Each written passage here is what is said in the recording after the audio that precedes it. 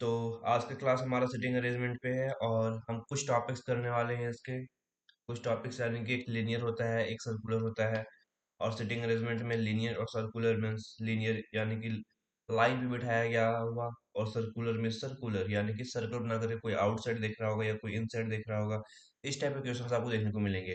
अब ये इंपॉर्टेंट क्यों बन जाते हैं? क्योंकि इसके एग्जाम्स में क्वेश्चंस आते हैं। अब एग्जाम में क्वेश्चन आएगा तो इम्पोर्टेंट तो बनेगा ही, ऑब्वियसली।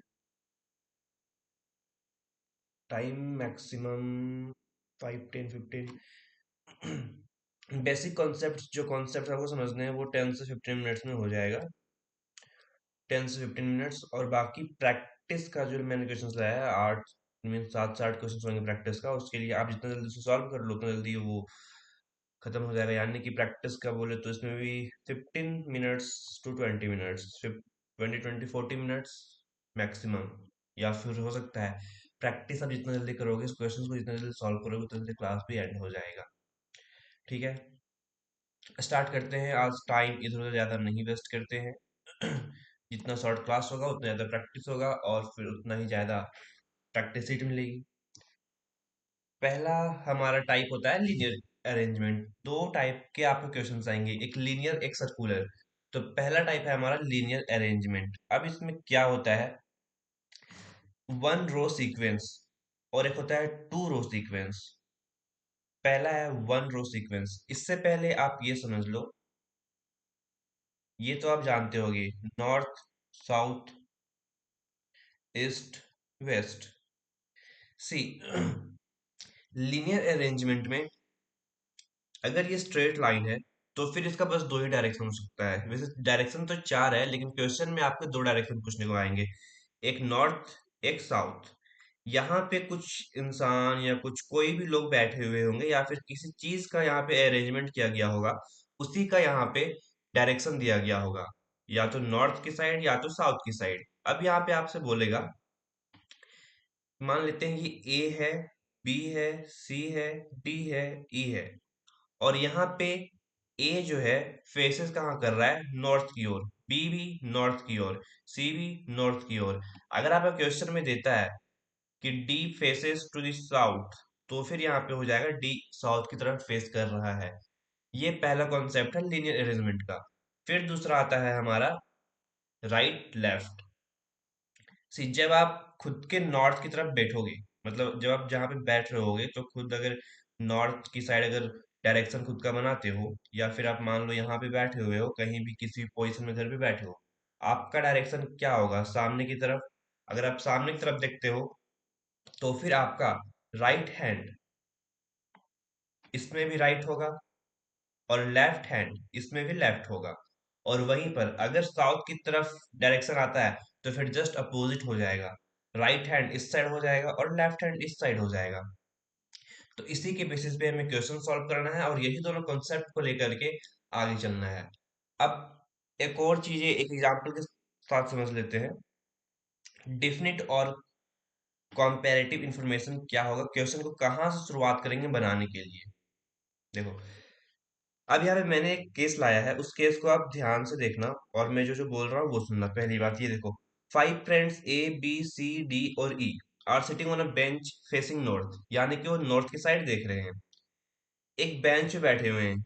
लिनियर में हमें बेंच बनाने की एग्जैक्ट तो जरूरत नहीं है, हम बस लाइन खींच लेते हैं। अब यहाँ देखते हैं, फाइव फ्रेंड्स है तो 1, 2, 3, 4, 5। कौन कौन है, ए बी सी डी ई, तो हम यहाँ पे खुद के मन से तो यहाँ पे बना नहीं सकते हैं। ठीक है, अब पहले ये देखना है हमें, ये जो हमारे पास 1, 2, 3, 4 स्टेटमेंट्स दिए हुए हैं, इसमें डिफिनिट कौन सा है और कॉम्पेरेटिव कौन सा है। डिफ डिफिनिट मतलब ये होता है कि आपको एग्जैक्ट पता होगा कि वो इंसान कहाँ पे बैठा हुआ है। और कॉम्पेरेटिव मीन्स आपको एग्जैक्ट नहीं पता होगा वो कहाँ पे बैठा हुआ है, आपको डिफिनिट के थ्रू उस कॉम्पेरेटिव को निकालना पड़ेगा, तब जाकर के सीटिंग अरेंजमेंट में उस सीट पे वो बैठ पाएगा। और एक है यहाँ पे नेगेटिव इन्फॉर्मेशन, यानी कि इसका भी कोई, पहली बात यहाँ नोट लगा हुआ है इसलिए हो सकता है, और दूसरी बात इसका कोई एग्जैक्ट पोजीशन इसका भी नहीं दिया गया है, इसलिए ये नेगेटिव इन्फॉर्मेशन में आएगा। हालांकि हमारे लिए दो चीजें इंपॉर्टेंट है, डिफिनिट और कंपैरेटिव। अगर ये दोनों चीजें निकल जाती है तो नेगेटिव इन्फॉर्मेशन खुद वहां पे आ जाएगा। बस नेगेटिव इंफॉर्मेशन को एक तौर पे रख सकते हैं कि ये क्या दिया गया है और कहाँ पे इसे नहीं बिठाना है और कहाँ पे बिठाना है। अब इसे सॉल्व करके देखते हैं। सी इज सिटिंग, पहले तो कॉम्पेरेटिव इंफॉर्मेशन है, इसको हम छोड़ देते हैं। अब हमें ये क्वेश्चन में लिखा हुआ नहीं आएगा कि आपके पास कॉम्पेरेटिव इंफॉर्मेशन कौन सा है और डिफिनेट इंफॉर्मेशन कौन सा है, लेकिन खुद से पढ़ करके हमें समझना है। पहले ये देखो आप, C is sitting next to right of D. C is next to right of D, मतलब डी के राइट में सी बैठा हुआ है। यानी कि अगर डी का फेस नॉर्थ है तो फिर इधर सी बैठा हुआ है, राइट। लेकिन यहाँ पे कंफर्म नहीं है डी यहाँ बैठा हुआ है या यहाँ बैठा हुआ है या यहाँ, तो किधर सी को डी के राइट में बिठाए। इसलिए हम पहले जाएंगे डिफिनिट पे। अब देखते हैं डिफिनिट जो हमारा सेकेंड ऑप्शन है वो क्या कहता है। D is sitting at extreme left position, यानी कि लेफ्ट के साइड बैठ रहा है। मान लेते हैं ये हमारा है लेफ्ट और ये राइट, और अगर, और फेसिंग नॉर्थ तो यहाँ पे लिख दिया है, ठीक है। लेकिन अगर किसी क्वेश्चन में फेसिंग नॉर्थ यानी कि डायरेक्शन आपको नहीं पता होगा कि वो किधर बैठ रहा है, तो आपको हमेशा नॉर्थ की तरफ लेना है। साउथ की तरफ आपके लिए मीन्स वो थोड़ा सा कंपैरेटिवली क्या बोलते हैं उसे, हार्ड लगता है अपोजिट अपने आप को करना कि इधर बैठा हुआ है उधर बैठा हुआ है।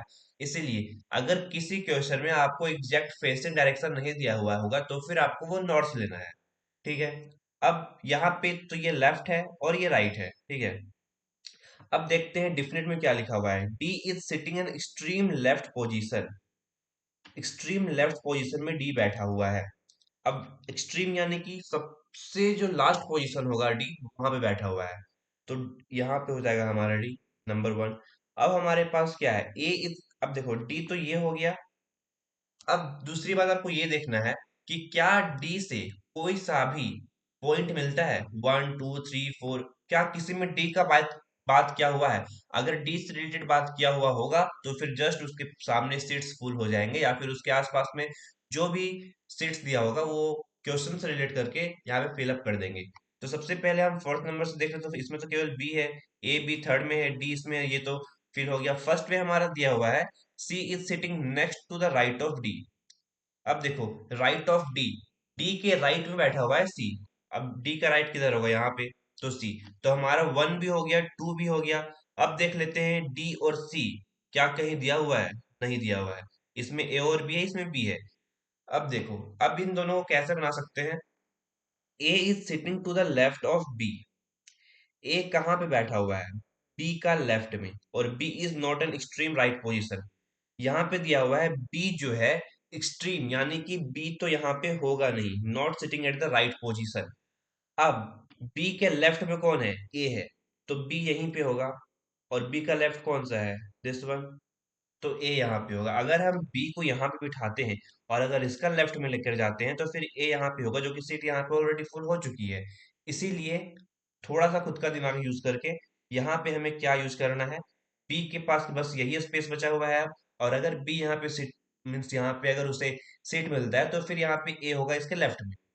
तो ये होगा टोटल पूरा आपका बना हुआ तैयार। अब यहाँ पे हमारे पास कौन कौन सा, ए बी सी डी हो गया। अब हमारे पास एक सीट बचा हुआ है, वो किसका होगा, ई का। तो ए बी सी डी ई हमारे सारे का सारा सेट फुल हो चुका है। अब इसी से आपका क्वेश्चन आएगा, who is sitting between A and E. तो फिर ऑप्शन में यही सब आएगा आपका। फिर आएगा आपका क्वेश्चन में, who is sitting second to the left of E. Means E का second to the left, E का लेफ्ट का सेकेंड, तो वन और टू। ए कहाँ है, second to the left of E. This is the entire solution. And अगर आपको इसमें कोई डाउट नहीं है तो फिर एक और स्लाइड पे चलेंगे, उसमें हम बात कर लेंगे एक इमीडिएट लेफ्ट और next to the left, second to the left में क्या डिफरेंस है। हम एक काम करते हैं, पहले उसी को डिस्कस कर लेते हैं, उसके बाद अगर कोई डाउट बचता है फिर डाउट को क्लियर करेंगे, उसके बाद आगे चलेंगे। तो सी वन रो सीक्वेंस का एक और ये है। आप एक बार क्वेश्चन पढ़ो क्या दिया हुआ है। when direction of face is not clear then we take ourselves as the base and then diagram will be as follows। देखो यहाँ पे face is not clear, यहाँ पे क्या बोला है, as a base। तो आपको बेस में हमेशा नोट्स लेना है ताकि आपके लिए इजी पड़े किसी भी चीज का डायरेक्शन और सिटिंग पोजीशन निकालने के लिए।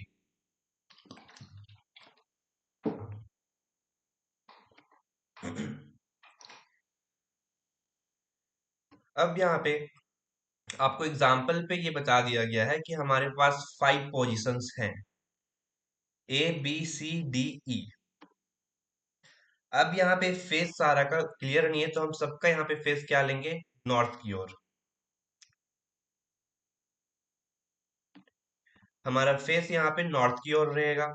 उसके बाद लेफ्ट सी, लेफ्ट तो यहाँ इधर है और नॉर्थ इधर है। अब आगे देखो क्या क्या क्वेश्चंस में आ सकते हैं और किस किस तरह के सीट पोजीशंस यहाँ पे डिस्क्राइब किए गए हैं, और आपके क्वेश्चंस भी इसी से देखने को मिलेंगे।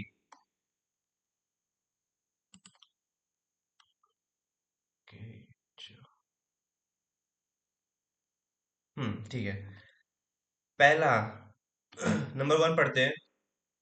B C D E, right of A का राइट में कौन कौन सा है, B C D E, but only B is to the immediate right, यानी कि जस्ट इमीडिएट राइट, यानी कि तुरंत ए के बाद।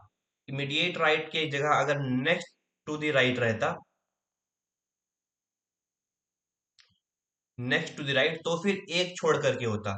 लेकिन अगर इमीडिएट राइट है तो फिर यहाँ पे जस्ट बी है, और तुरंत यहाँ पे उसका इमीडिएट राइट कौन सा है, ए। इस तरह से आपका रहेगा यहाँ पे क्वेश्चन में या फिर ऑप्शन में। तो फिर इमीडिएट राइट यानी कि जस्ट बगल में होगा, तो फिर यहाँ पे B is to the immediate right of A.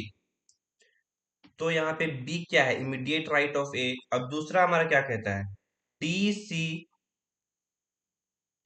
B A are left of E, यानी कि जस्ट इसी का ऑपोजिट लेफ्ट ऑफ ई ये सब है।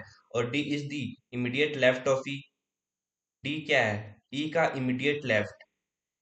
ई यहाँ पे है और ई का नॉर्थ इधर है, और ई का लेफ्ट किधर होगा, इधर। यानी कि अगर आप खुद को ई की जगह इमेजिन करके देखोगे, खुद को ई की जगह बिठा करके देखोगे, तो फिर आप नॉर्थ फेस कर रहे हो और आपका हैंड किधर है, लेफ्ट की तरफ। तो डी किधर है, लेफ्ट की तरफ। यानी कि आपके जस्ट लेफ्ट में डी बैठा हुआ है, यही यहाँ पे ये कहा है, D is the immediate left of E. अब हमारा तीसरा है C D E right of B. C D E are right of B. B का राइट में है, इतना समझ में आ रहा होगा कि राइट इधर है, लेफ्ट इधर है। ठीक है। अब उसके बाद but only C is to the immediate right of B. B का केवल इमीडिएट राइट कौन सा है, सी। जैसा जैसा मैं बता रहा हूँ वैसा वैसा समझ में अगर नहीं आ रहा होगा तो फिर बताना, फिर और यहाँ पे बारीकी से लेफ्ट राइट तोड़ करके समझेंगे। अब हमारे पास है फोर्थ नंबर न्यू है C B A, जस्ट इसका अपोजिट। आप अगर आगे भी पढ़ लोगे तो फिर शायद आपका हो जाएगा। ये सेम पोजीशन फोर्थ वाला भी है, फिफ्थ वाले में क्या कुछ अलग है।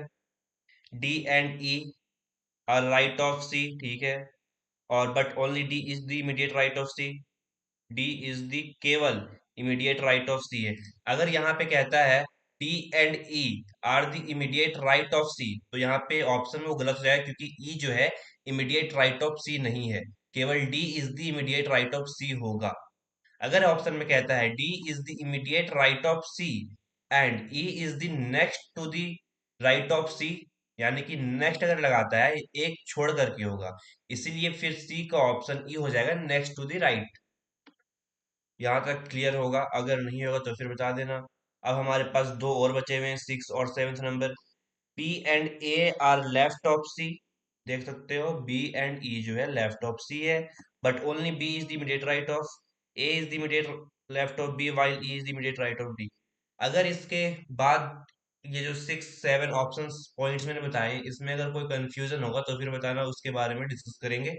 अगर नहीं होगा तो फिर लीनियर इक्वेशंस का ओवरऑल आपका क्लियर हो जाएगा।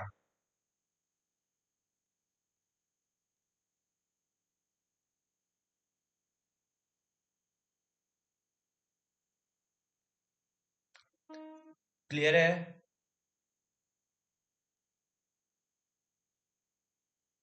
ओके। अब हमारे पास वन रो सीक्वेंस का आ गया।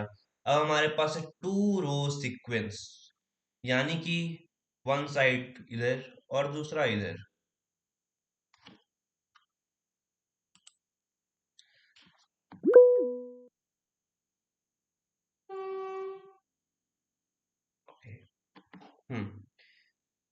टू रो सीक्वेंस में क्या कहता है, आपके पास दो डायरेक्शन में इंसान बैठे हुए होंगे या फिर कोई भी थिंग्स रखा होगा, कोई सामान रखा हुआ होगा। उसके बाद आपको एग्जैक्ट उसका पोजीशन निकालना है। अब यहाँ पे देखते हैं, पहले क्वेश्चन पढ़ते हैं। Let us see 6 person sitting in two rows. दो रो दिया गया है, उसमें 6 पर्सन टोटल मिलाकर के बैठे हुए हैं। From the above diagram, diagram तो यहाँ आपको बना नहीं हुआ है। यहाँ पे इससे सॉल्व करके करके हम डायग्राम बनाएंगे कि एक्चुअल में डायग्राम है क्या, क्योंकि आपको डायग्राम बना करके ऑप्शन में तो देगा नहीं, इसीलिए डायग्राम यहाँ पे हम खुद से बना करके देख लेते हैं। उसके बाद हम देखेंगे कि क्या होता है एक डायग्राम बनाने के बाद, और क्या एग्जैक्ट ये सब चीजें निकल पाती है डायग्राम बनाने के बाद या नहीं। होप यहाँ तक ओवरऑल क्लियर होंगे। अब देख लेते हैं डायग्राम बनाने के लिए सबसे पहले हमें क्या लेना होगा। Two rows, this is one, this is two. अब 6 पर्सन बैठे हुए हैं, एग्जैक्ट इसमें नहीं दिया गया है कि ये एक दूसरे के अपोजिट बैठे हुए हैं या फिर सब एक ही लाइन में बैठे हुए हैं, लेकिन बस दो रो में 6 पर्सन बैठे हुए हैं। लेकिन क्वेश्चंस में आपका यहाँ पे दिया हुआ होगा कि अपोजिट टू ईच अदर, या फिर टू रोज में बैठे हुए हैं, तो फिर तीन तीन लोग एक दूसरे के अपोजिट बैठे हुए हैं। तो हमारे पास अगर 6 पीपल है, तो 1 2 3 यहाँ और 1 2 3 यहाँ होंगे। अब देख लेते हैं कि डिफिनिट कौन सा है और कॉम्पेरेटिव कौन सा है। अगर जो डिफिनिट वाले पोजीशन होगा उसे सबसे पहले हम यूज करेंगे। पहला हमारा दिया हुआ है point, P is sitting opposite x S. लेकिन यहाँ पे हम ये तो नहीं जान सकते कि P को यहाँ बिठाए या यहाँ बिठाए, बस इतना पता है P को जहां भी बिठाएंगे उसका अपोजिट S होगा। तो इसे तो हम छोड़ देते हैं पहले। फिर हमारे पास आता है Q is sitting opposite T, ये भी उसी तरह है। R is sitting opposite U, ये भी उसी तरह है। अब हमारे पास फोर्थ वाला क्या दिया हुआ है, P and U are sitting at diagonally opposite positions. यानी कि डायगोनल, दिस वन या फिर दिस वन, ये वाले पोजीशन में P और U बैठे हुए हैं एक दूसरे के डायगोनल अपोजिट में।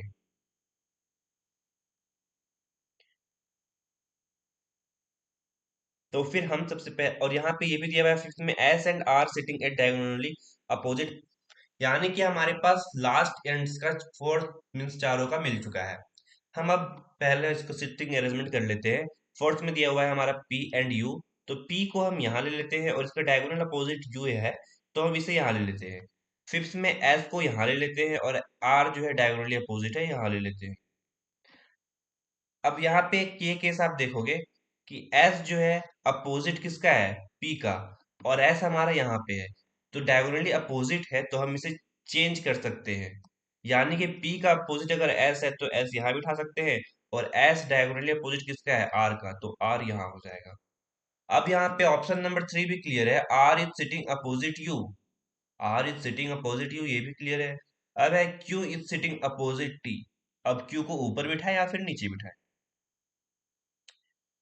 क्यू को ऊपर बिठाएं या फिर नीचे बिठाएं। अब ये देख लेते हैं क्या क्यू और भी कहीं पे दिया हुआ है, क्यू या फिर टी से रिलेटेड क्या चारों ऑप्शन में कहीं दिया हुआ है। इसमें नहीं है, इसमें भी नहीं है, इसमें भी नहीं है, इसमें भी नहीं है।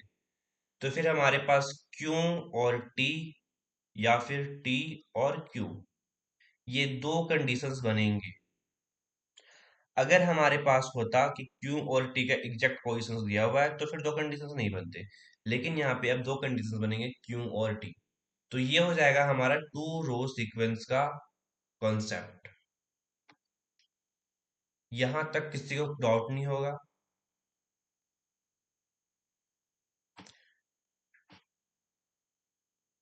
अब एक एग्जांपल सॉल्व करते हैं, उसके बाद हम आगे चलेंगे।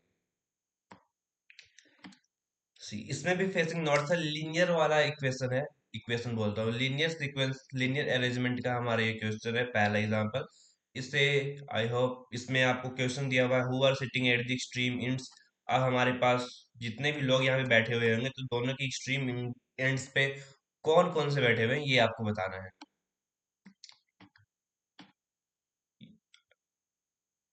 जल्दी से सॉल्व कर लो, उसके बाद हम एक सर्कुलर वाला अरेंजमेंट पढ़ेंगे, उसके बाद ये क्लास वहीं तक रहेगा। फिर प्रैक्टिस अगर आपको अभी करना होगा तो फिर कर सकते हैं, नहीं तो उसको आपको भेज दिया जाएगा।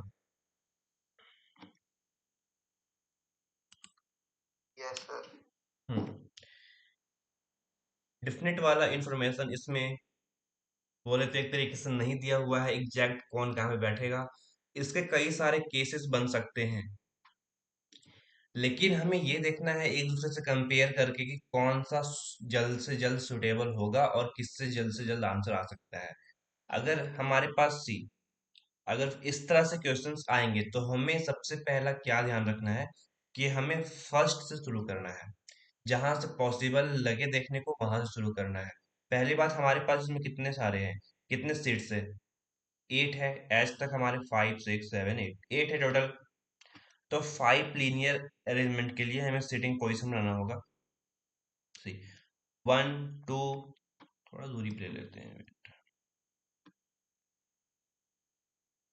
1 2 3 4 5 6 7 और 8। और एक और हम ले लेते हैं, 1 2 3 4 5 6 7 और 8। अब यहाँ पे पहला हमारा, अगर आप ये चारों का चारों पढ़ोगे तो अगर हम फर्स्ट वाला निकाल लेते हैं तो फिर हमारा जो ये 3 है, इसमें 3 जो है निकल जाएगा आराम से। अगर फर्स्ट पढ़ बना लेते हैं तो फिर हमारा ए और ई है, तो ए और ई अगर हमारा हो जाता है तो फिर ऑप्शन नंबर 4 यहाँ पे ए देखो, ये वाला क्लियर हो जाएगा। उसके बाद एच और बी है, तो एच हमारा ऑप्शन नंबर सेकेंड से क्लियर हो जाएगा, और बी इसमें है तो बी यहाँ से हो जाएगा। यानी कि अगर फर्स्ट वाला बन जाता है तो फिर हमारे लिए इजी हो जाएगा कि कौन सा कहाँ पे लगाएंगे। अब यहाँ पे दिया हुआ है A is fourth to the right of E.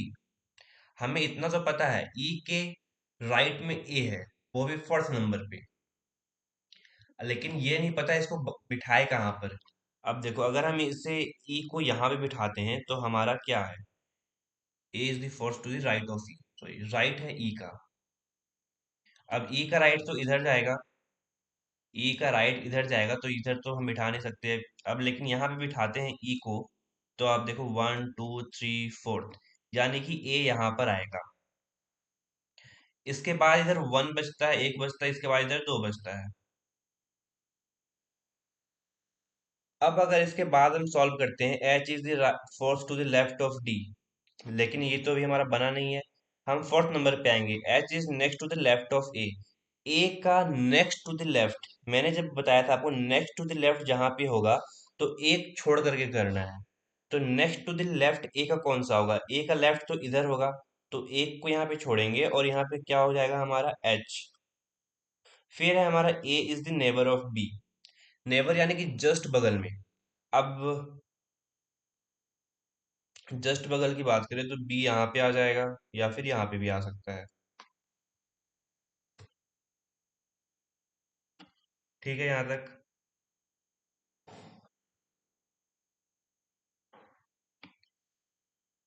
अब हमारा C and F which are not at ends, ना सी है एंड पे ना एफ है एंड पे।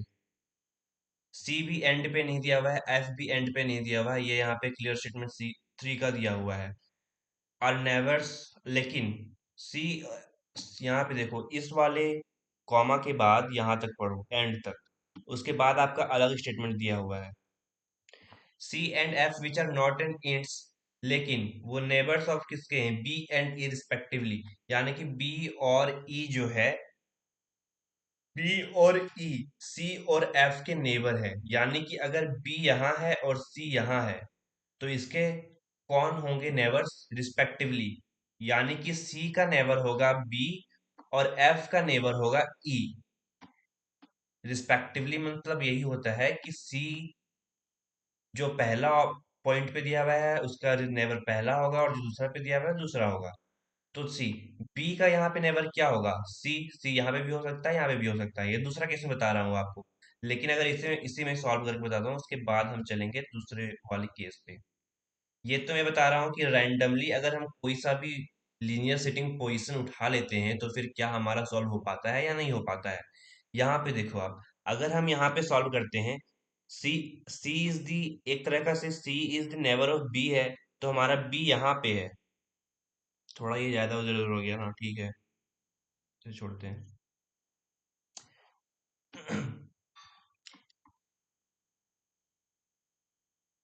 ये अच्छे से क्लियर नहीं दिख रहा होगा, मुझे ही नहीं दिख रहा है, तो आप लोगों को क्या दिख रहा होगा।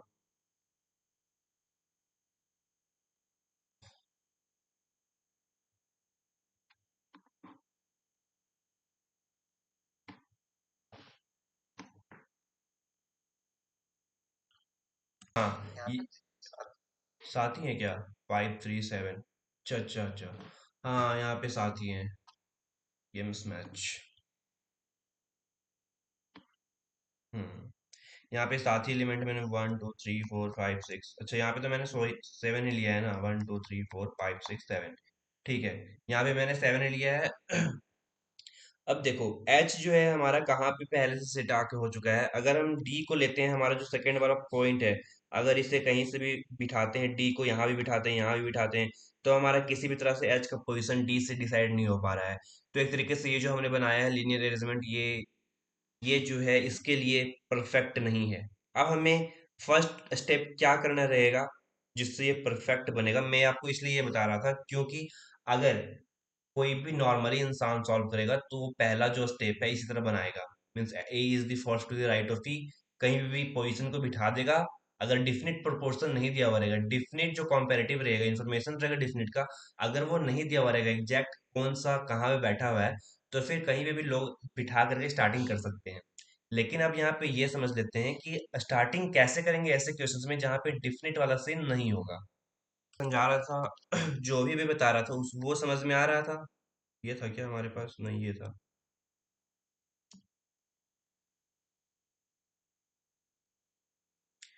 ठीक है, अभी हमने यहाँ पे क्या देखा कि अगर एक स्टेट वाइज बोले, अगर तुम इसे एक फॉर्मल वे में, अगर स्टेप वाइज अगर नहीं बनाए तो फिर वो क्वेश्चन ऊपर नीचे हो सकता है। अगर उसमें डिफिनिट प्रोपोर्शन, डिफिनिट इंफॉर्मेशन नहीं दिया गया होगा तब, और इसमें डिफिनिट इंफॉर्मेशन नहीं दिया गया है, तो अब देखते हैं इसे कैसे बनाएंगे। एक और मैं यहाँ पे क्लियर कर रहा था अपने, जो हमारा इमीडिएट लेफ्ट और नेक्स्ट टू द लेफ्ट जो हमारा था, इसमें मुझे भी डाउट था। और एक इसमें मैंने आपको बताया था एक छोड़ करके एक होगा नेक्स्ट टू द लेफ्ट में, ये नहीं होगा, इसको सुधार लेना। इसमें क्या होगा, इमीडिएट लेफ्ट और नेक्स्ट टू द लेफ्ट, यानी कि दोनों सेम ही है, जस्ट दोनों के बगल में ही। इमीडिएट लेफ्ट और नेक्स्ट टू द लेफ्ट का दोनों बगल में ही होगा। प्रवीण का आंसर है इसमें ए होगा। ठीक है।